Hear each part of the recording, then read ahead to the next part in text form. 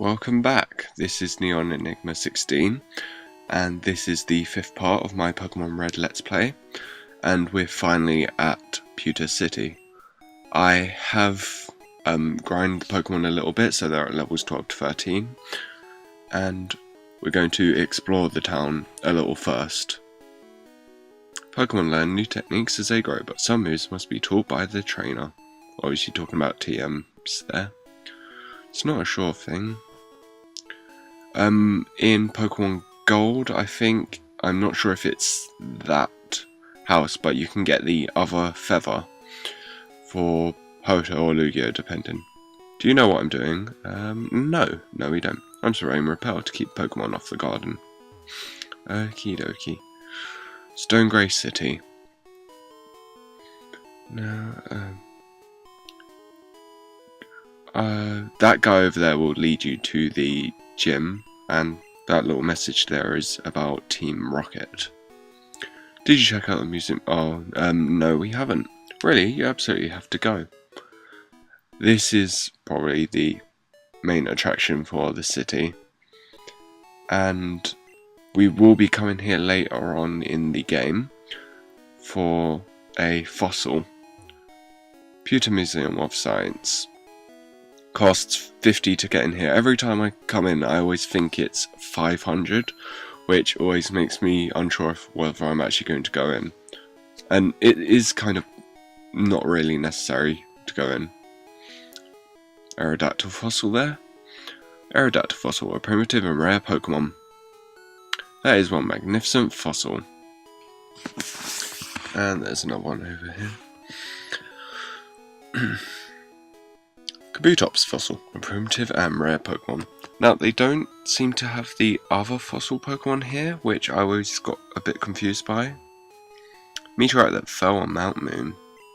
Moonstone? Moonstone? What's so special about it? Having another Metal Gear moment there. First lunar... Yeah, see another reference to the real world there, and here as well. Space Shuttle Columbia. I want a Pikachu, it's so cute. I asked my daddy to catch me one. Now, if I remember correctly, there was rumours about that girl as well, that if you bring her a Pikachu or a level 100 Pikachu or something like that, then it could end up turning into Peekaboo, which was one of those rumoured Pokegods, as people refer to them, which end up, if I'm correct, being Marill, which isn't really that special at all. Clefairies come from the moon. Also, Clefairies were originally going to be the main popular Pokemon, but Pikachu ended up sprouting off and becoming amazingly famous, so they ended up just changing it to Pikachu. And here they're telling us about Pokemon that are traded not obeying you unless you have the right badges. Which I also learnt that the hard way when I was playing through this as a kid. And see, this is another reason why I didn't know we could get the town map, because I just thought there'd be some throughout the game that you could look at but not get. You're a trainer, right? Brock's looking for new challenges. Follow me. And he'll end up taking us all the way to the gym. Which I think... I know later in the games you can actually end up missing gyms, which you really shouldn't, but it is pretty easy to do. The rock solid Pokemon trainer, and I don't know how the guy went past there, because there's no jump down. Hiya, I can tell you have what it takes to become a Pokemon champ. I'm no trainer, but I can tell you how to win. Let me take you to the top.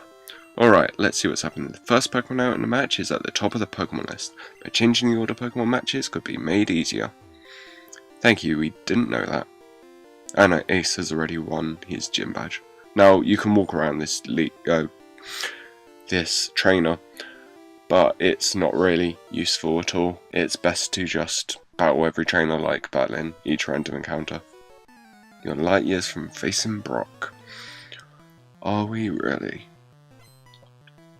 Junior trainer wants to fight. And Diglett, which has always been one of the oddest looking Pokemon. Which should surprisingly be quite easy to take out. because it's not really that strong whatsoever.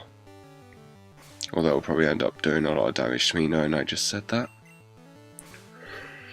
And also I have no idea how it scratches because it really doesn't have any claws or anything visible. So who knows. Send in Nidoran.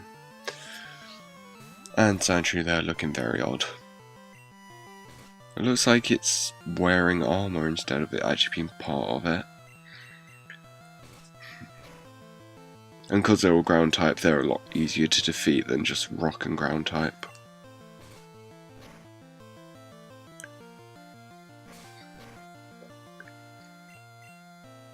And no real tactic was needed against him, which we will need against Brock. Ian defeated the junior trainer. Darn, light years isn't time, it measures distance. At least he teaches you something there, kids. And Brock.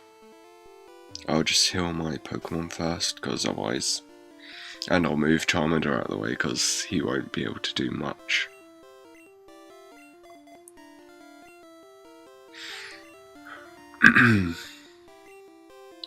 Heal up him anyway, in case we end up using him.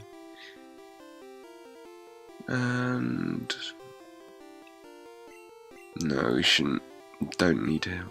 I'm Pewter's gym leader. I believe in rock hard defense and determination. That's why my Pokemon are all the rock type. Do you still want to challenge me? Fine then. Show me your best. We didn't get a choice of if we want to battle him or not, but yeah, okay, whatever.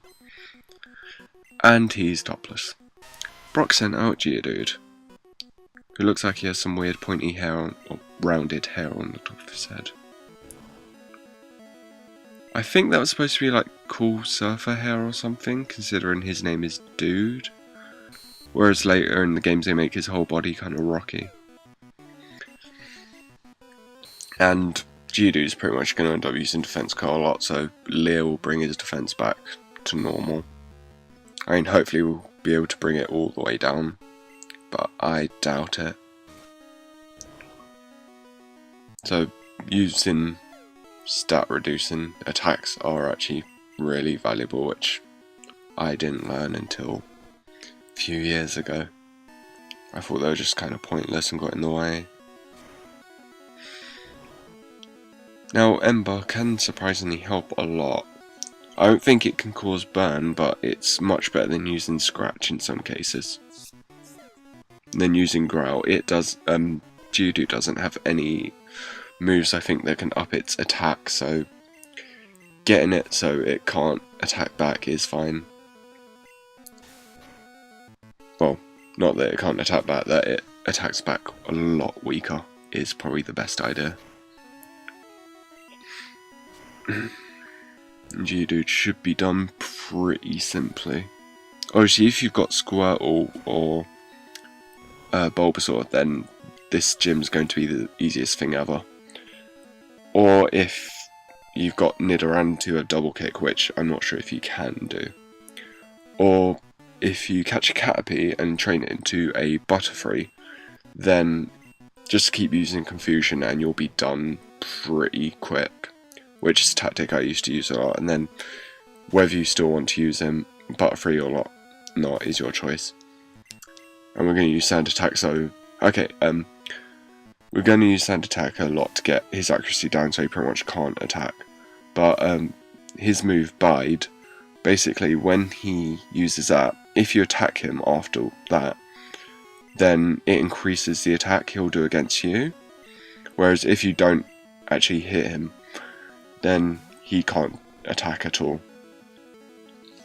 So it's best to pretty much get all of his stats down, because the only thing he'll do against you is tackle, which unlike, well, because in later games he gets rock attacks, which is pretty devastating against fire and flying. We'll just heal King Kong back up because we're probably going to end up using him. And seeing as we didn't attack, we don't take any damage again.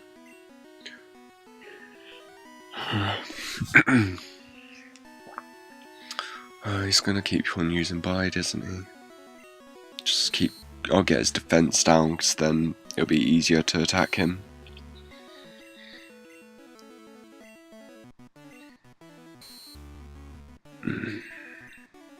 Okay. Well, we can actually do some damage and he won't be attacking us back straight away. Okay, he's using Bide.